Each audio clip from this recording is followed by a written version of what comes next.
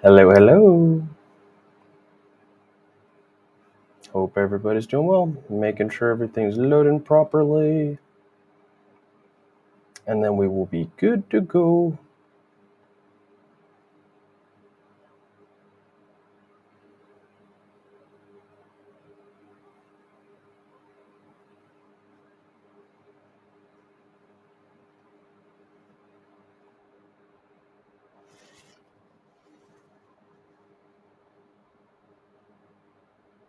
All right. We're on.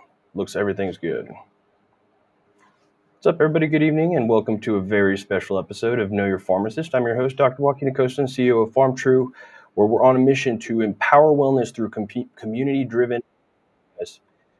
Tonight, we've got an absolutely captivating lineup that's going to both educate and inspire you. We're diving deep into the science of healthy aging. Again, September's Healthy Aging Month, optimal wellness, and so much more. Trust me, guys, you don't want to miss a single moment. First in our Pharmacist Frontline segment, sponsored by none other than Pharmtrue, we'll explore the latest expert insights on managing medications for aging parents during these challenging times.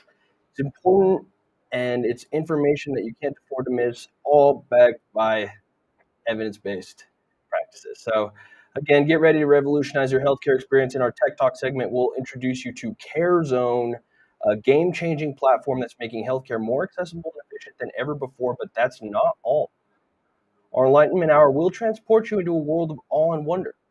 We'll discuss groundbreaking research on how all inspiring moments can transform your golden years, Healthy Aging Month, into a time of joy and fulfillment. And for all you herbal enthusiasts out there, our Herbal Wellness Corner, brought to you by High Horse Cannabis Company, will delve into the untapped potential of cannabis in elderly and slash geriatric care. It's a topic both interesting and incredibly relevant. We also have special community spotlight tonight, standing with ATF agent Carlos Valles, a true hero who does need your support, guys. Your contribution can make a world of difference. We'll talk about that later. Lastly, rev up your engines for our Men's Health Minute, brought to you by Vado Speedway Park. We're going to boost your fitness IQ with some mind-blowing facts that you'll love to share. So, your favorite beverage, get comfortable, and let's collaborate on this journey to better health and happiness. Hit that like button, share the live stream, and let's make tonight a great one, guys. So, awesome. Working this thing on. Pharmacist Frontline, guys. Talking about medication management. So, again, aging parents. If you are a baby boomer and you are going into the aging stages, maybe this is going to apply for you to relate to somebody who's going to be giving you care. If you are perhaps a future caregiver for an aging parent or relative or elderly person, you may want to take a look at this segment here just to think about, hey, how do older people actually face challenges when it comes to managing medications? Because yes, it's as simple to say as yes, it gets harder to manage medications as you age, but specifically, like, what exactly does that mean? So how can adult children being involved in their parents' lives account for helping with this kind of thing? It's a very important topic to discuss because in our culture, I think we do have, in our Latino culture, especially around in New Mexico and things, you do have a stronger cultural community where and parents are taking care of each other, throughout life. And as awesome as that is, it does also mean that, hey, caregivers got to be at the same time educated on how to better give care, how to better work with healthcare providers, how to coordinate care. All the things that go into that, on top of managing medications, which is a consistent daily thing that really, really affects the way health outcomes happen now and in the future for our aging population.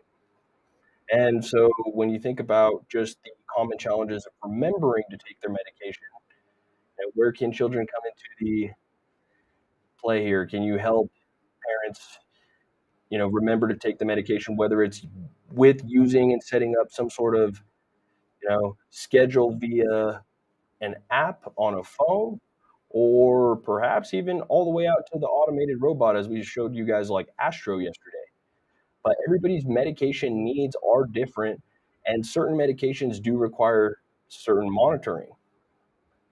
You know, perhaps as needed medications, those for, even when you look at breakthrough pain and or anxiety, especially as one is aging, how are these being used? Are they being abused, right? Are they being overused?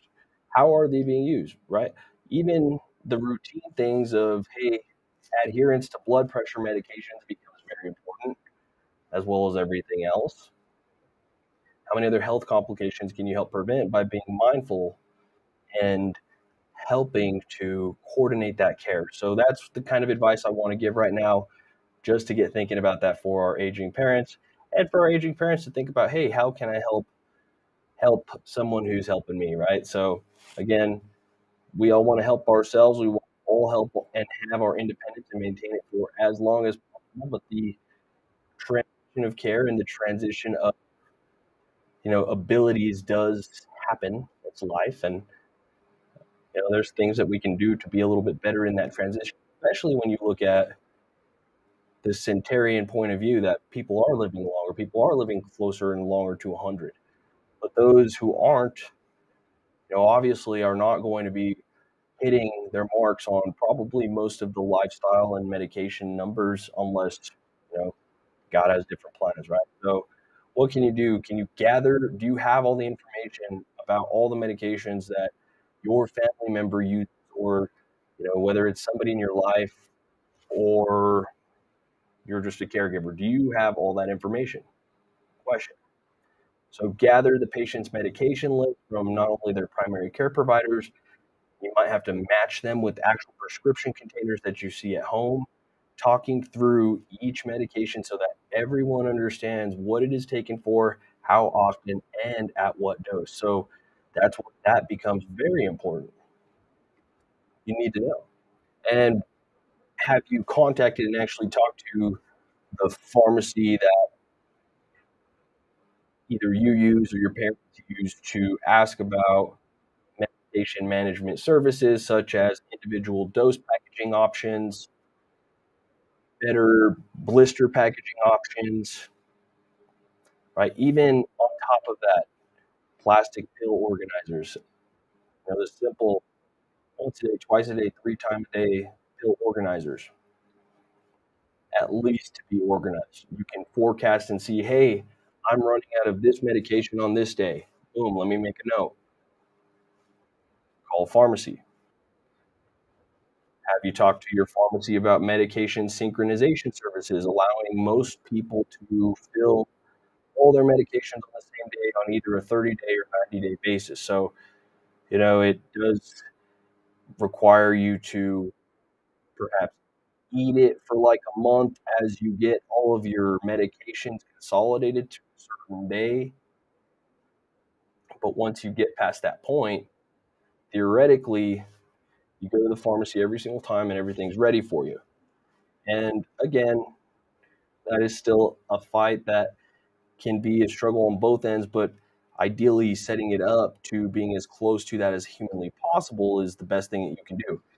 And part of medication management not only requires submitting refills to the pharmacies, but it also requires monitoring how many refills are left so that you can thus contact the doctor when you don't have any medication anymore, and or whoever your loved one is that you're caring for. So these are all things to keep in mind about medication management. Those are interventions that pharmacies can come in there and actually provide some pretty great value for people. I really do like, the opportunities there to engage with your pharmacy, whether it's local or big box, to try to kind of come to some of those solutions for you, even if it takes a couple times to get it all right. But when you come in there and exactly what medications your loved ones or yourself all needs to be on, you have your list. You've cross-examined your list with all the vials or all the compliance packaging, or so on and so forth that you have in your possession at your house, and you know what refills you may or may not need, you know what medications you're on, what they're for. Guys, I know we're talking this is something that doesn't happen all the time, right? We want to think it's a perfect world, and it's such a fast-paced world that people can so often just go in there, zoom up to the counter, zoom back, be taking something for days and realize it's not what they were looking for, so on and so forth, and things happen. So again, taking that extra time to learn it, be proactive versus reactive, there is some responsibility, right, on, the patient. There's so many different kinds of providers coordinating all kinds of care at all times that, yes, the ball is always being passed, but, the ball actually does have some ability to,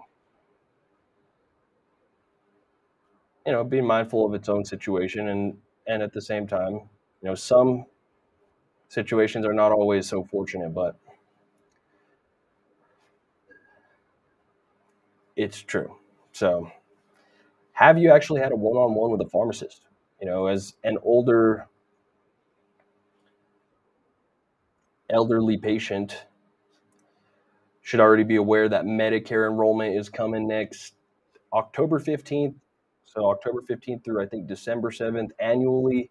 That's Medicare open enrollment. It's the time that pretty much, if seniors overlook it, they are going to perhaps be draining their wallets for no reason. It's a time to evaluate costs, evaluate drugs, evaluate, medical costs, so on and so forth. Look at the plans, compare. And so, again, this is not for about almost another month and a half, but talking about being aware of this early are things that you'll see, within your pharmacies and your pharmacy teams, because when Medicare sometimes open enrollment doesn't, go somebody's way, where are you going to be dealing with that problem? At the pharmacy. And that's nobody's fault. That doesn't necessarily mean it's your fault and so on and so forth, but it gets to that point of, hey, well, where can you help your aging parents or your aging self to be on top of not only costs, but on top of all the processes and the systems that you have to set up within your own medication management that you have to coordinate on behalf of yourself or your loved ones, right? So it's a lot to do and it's a lot to think about. So, that's why I'm talking about that here on the pharmacist frontline. Managing medications also does come with managing the cost of medications, anticipating the cost of medication, anticipating the need for medications, making sure that you're set up for what you may or may not need. So it's important. Cool. Well, to supplement that, talking in our tech talk today, we are going to be showing you guys a application called CareZone. So I'm going to share with you guys. It's actually a free app, and it's pretty cool. Manage your health without the headache. That's the sell on this for those who are, managing medications for themselves or for their loved ones. Something worth checking out. I've seen all kinds of apps, and I continue to show you what I do see and whatnot. But this one actually was worth sharing because it was, you know, pretty cool. Showing you right now on the screen. Bum bum.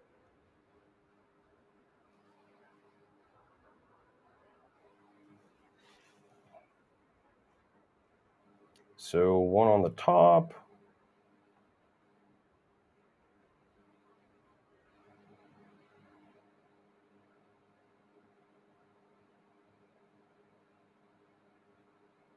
Let's try it like this. How about that? And I'll put these out for a second.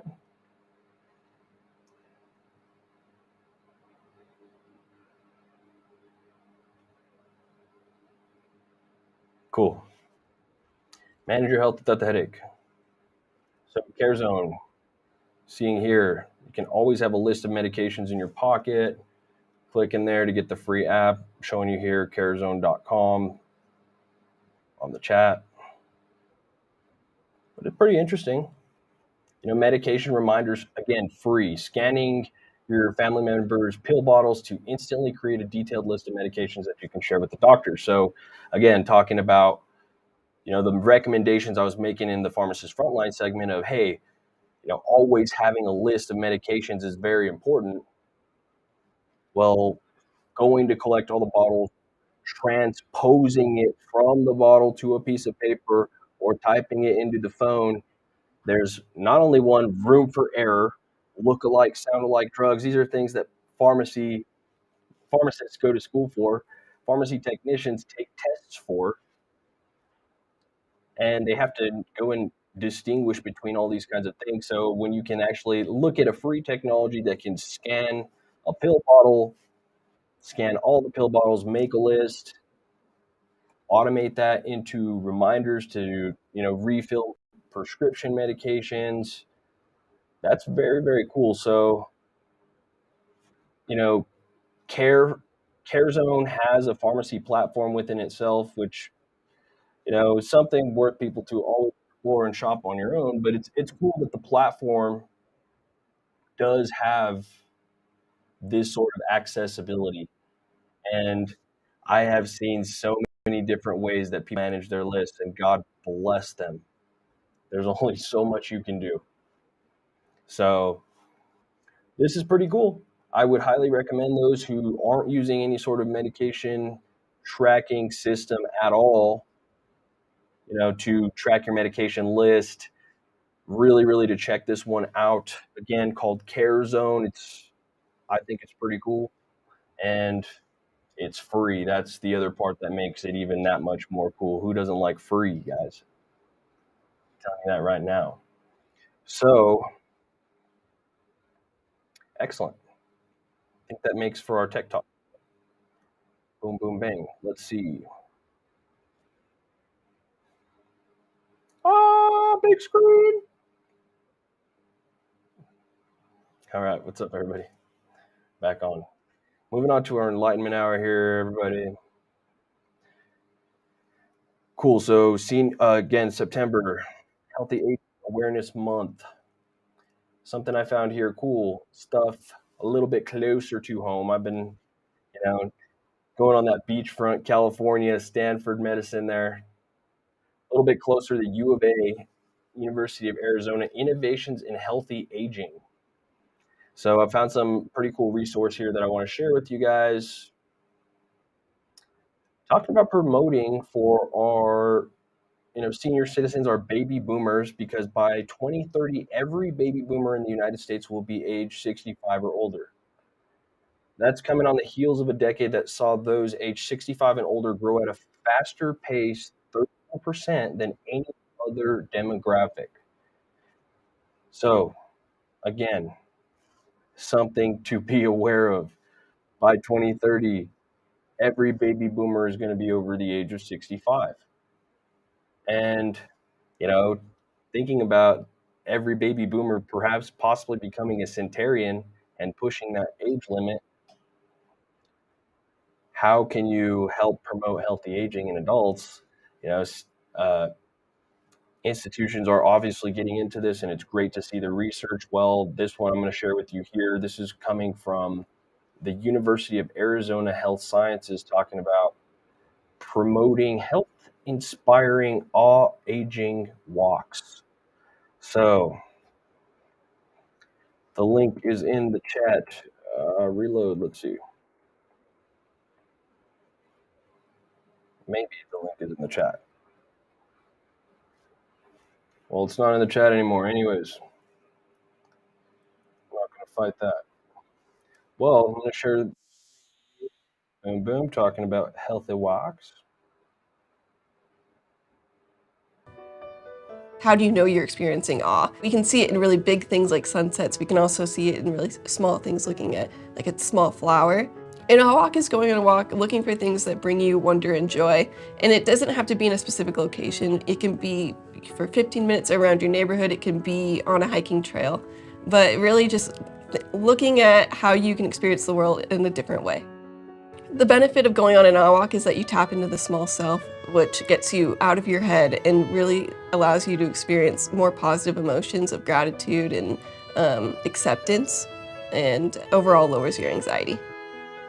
Go somewhere new each week. You're more likely to feel awe in a novel environment where the sights and sounds are unexpected. When you retire from your profession, your focus for many years has been what you've done in your profession. I think when you leave that behind, you may have hobbies or interests or family functions that you attend, but it helps if you can kind of broaden your perspective. And I think that's really what all walking has done for me personally.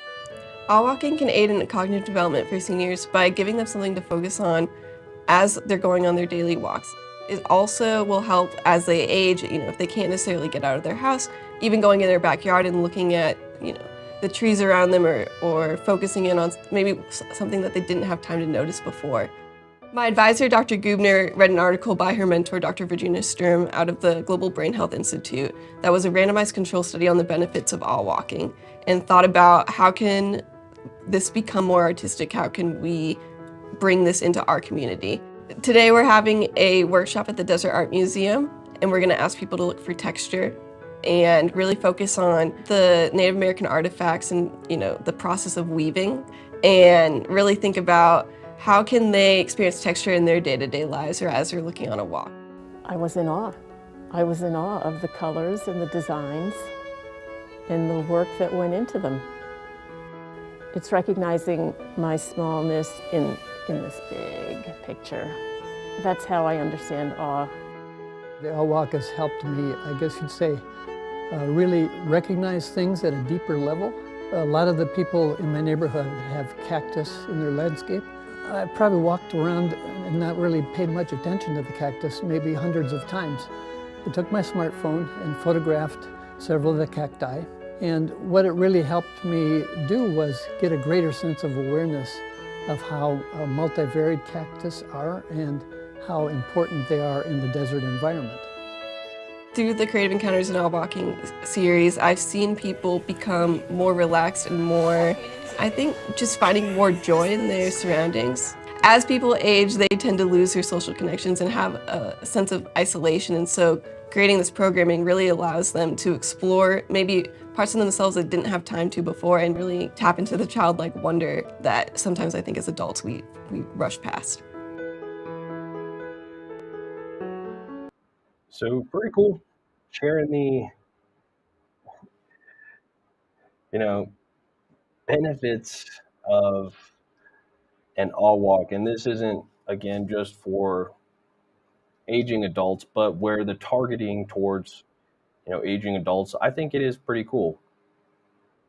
But anybody can do it. And again, I'm going to share another Berkeley link that actually has the entire instructions on how to perform all walk.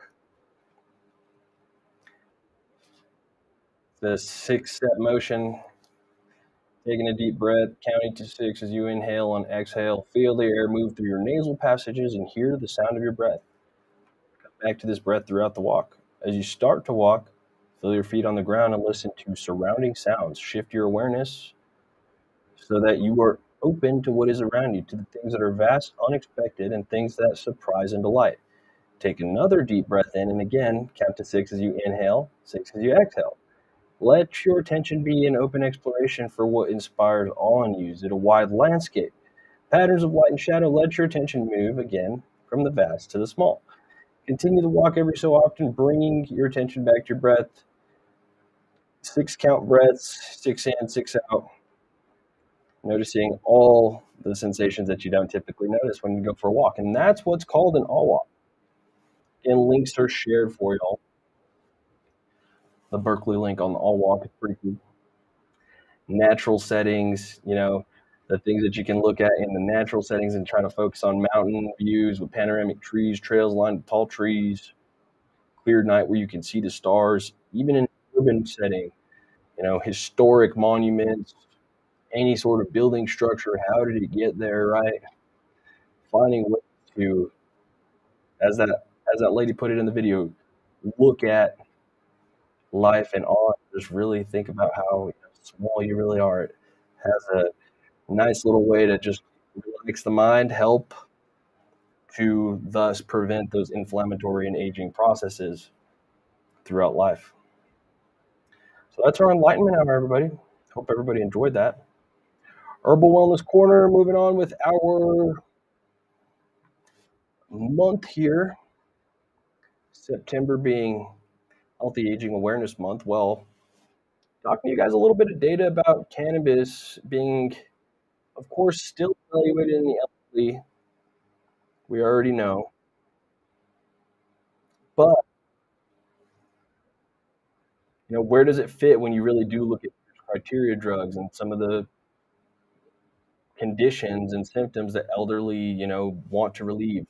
Pain, osteoarthritis, diabetic neuropathy, postherpetic neuralgia, lower back pain, arthritis of the spine, even shingles, sleep, right? Insomnia is another factor of aging. Appetite. Older individuals over the age of 73 years of age feel 25% less hungry than 26-year-old counterparts. So things to consider, right? Granted, and maybe the justification of, hey, I don't need it, but well, what if you were a little more active and you still needed it? There's plenty there to digest, but still looking. Right? Nausea and vomiting associated with all kinds of GI disorders, HIV and cancer treatment, all worth talking about. Studies and data puts stimulating appetite with things like Magestrol, and people that have taken, these drugs can be not only expensive, but, frustrating to take, right? Trying to induce appetite. Where can cannabis perhaps, help? So again, particular study I do want to show here. This one's out of evaluating medical cannabis in Israel. And Israel, we do know, is a little bit more progressive than the United States. And this study presented a treatment protocol for medical cannabis in older adults, particularly consisted of 184 patients aged 65 or older treated with medical cannabis. Their treatment protocols consisted with literally starting low and going and staying as low as possible, with starting doses usually being 5 milligrams THC, 5 milligrams CBD. So that's a 1-to-1 divided across 3 daily doses, titrating with an additional 5 milligrams every 3 days as needed.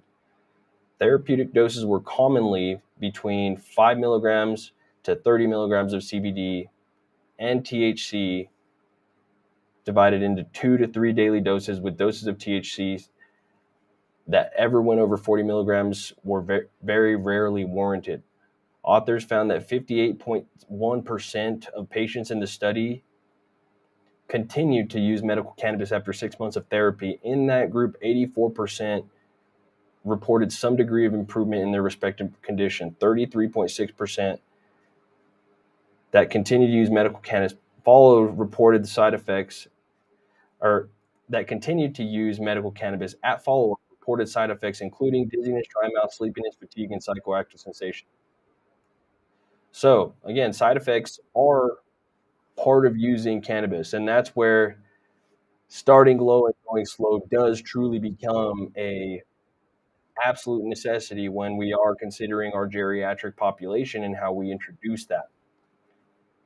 Making sure that THC is a part of the complementary THC introduction and even therapy ongoing is a very important concept to prevent some of these unwanted side effects. And they are, part of the game. So where you look at a study reporting, if I am correct, again, let me pull that back up. Out of the 58.1% of the patients in this study that continued to use medical cannabis after 6 months, 84.8% reported some degree of improvement. So again, where that becomes a really good option for everything that's going on, you're looking at your Beers criteria, anti-anxiety medications, even antidepressant medications. You're looking at other inflammatory pathways that, you're not going to sit there and tell somebody or even suggest right now that somebody's going to get off their Parkinson's drugs or their Alzheimer's medications or anything like that. But really, where can you manage some of these other symptoms? How can our aging population get better sleep, which helps the body heal? Managing pain without damaging the body with NSAIDs or opioids. Very interesting. So again, you guys kind of heard the breakdown of the dose. I think I'm going to continue to harp on that for the rest of forever, and that's just how it's going to have to be. Cool. So moving on, community spotlight. Shouting out a ATF agent that has been floating around my Facebook feed, and it's important that I want to make sure that I do bring this up.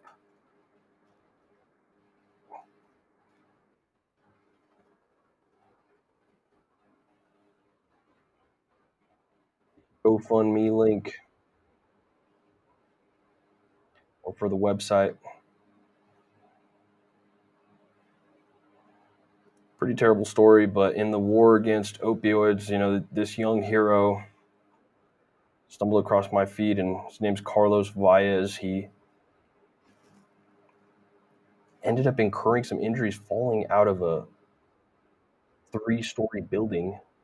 Excuse me on the big screen there. Sorry, guys.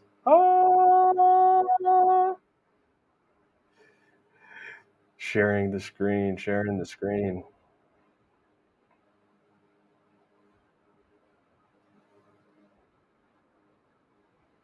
So again, support Carlos Valles. August 30th, 2023, he was critically injured while conducting an undercover operation for the New Orleans Field Division. This page has all the info about everything he did, but looking for support in his recovery, fighting against fentanyl and the opioid crisis. A young hero almost didn't make it out. It's very, very thankful that he did.